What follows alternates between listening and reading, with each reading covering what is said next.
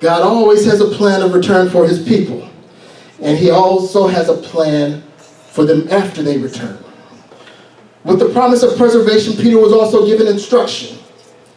With grace comes a debt of obligation or honor. Jesus' intercession on Peter's behalf came with the expectation that he strengthen his brothers. Yes. Jesus' resurrection put the disciples in some cosmically uncharted territory. It was confusing enough when he died. Now he's back. That's even more confusing. I don't exactly know what we're going to do. And Jesus is going to ascend in 40 days. We got to figure out how to carry on without him. Peter, after I've called you back, I want you to go and strengthen your brother. They were about to birth a new way of relating to God. Walking with Christ for the better part of 3 years was training for doing something that they had never done in a way that had never been considered. You've walked with me for 3 years. I've been teaching you stuff. Some of it ain't made any sense. Some of it nobody, but I've been trying to set you up because I'm not going to be here in a little bit, and I need you to carry on. And the stuff that I'm telling you now that won't make sense will make sense after I get up out of here, and you're going to have to figure out how to move forward. Peter, go and strengthen your brothers. You messed up, but after you get back, you got some brothers that are going to need help figuring out how to move forward, and your responsibility now is to go help them. Yeah. Jesus instructs Peter, the one who had demonstrated a lack of strength and stability, to strengthen his brothers. Now, Jesus had 10 other disciples that were not on record as having denied him that he could have picked from. Yet he chose the impulsive, brash, unstable, disqualified disciple to strengthen his brothers. God does amazing things Yes. with broken people. Yes. Oops. Yes. With grace comes the expectation that we minister to our brothers and sisters. Yes. With deliverance comes the expectation that we strengthen those who are weak.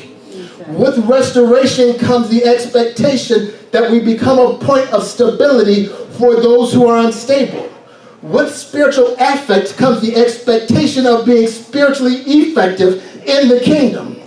As he told Peter, if you love me, feed my lamb. Those who are young, those who are undeveloped, those who are still trying to get up on their feet, go see about them. If you love me, care for my sheep.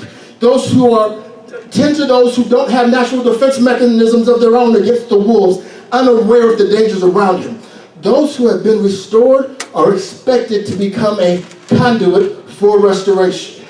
If God has blessed you, if God has delivered you, the expectation becomes that you become a conduit for somebody else's deliverance. It's not just that I delivered you so you can go home and be happy about being delivered. I got somebody else out there that needs help, and I need you to be a beacon to help them get there. Those who have been delivered are to show others the way that they should be free. God doesn't bless us just so we can be blessed. He does not reveal so we can be impressed by how deep we are. But as Paul instructed Timothy, the things which you've heard from me in the presence of many witnesses, entrust these to faithful men who will be able to teach others also.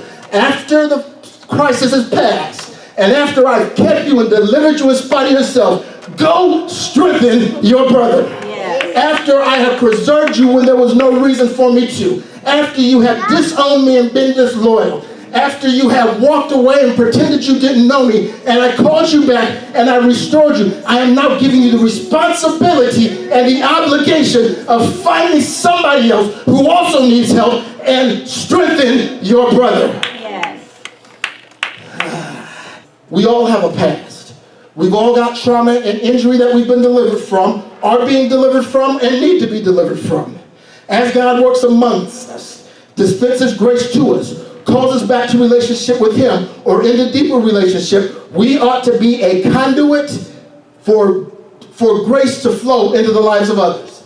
A conduit, a connection point between where they're at and where they need to be that I'm at. Yes. I know I ended with a preposition, y'all excuse me, but over here they're struggling. I've been through that struggle. God delivered me. I need to reach out and bridge the gap and help them along the way. Yes. Oh, yeah.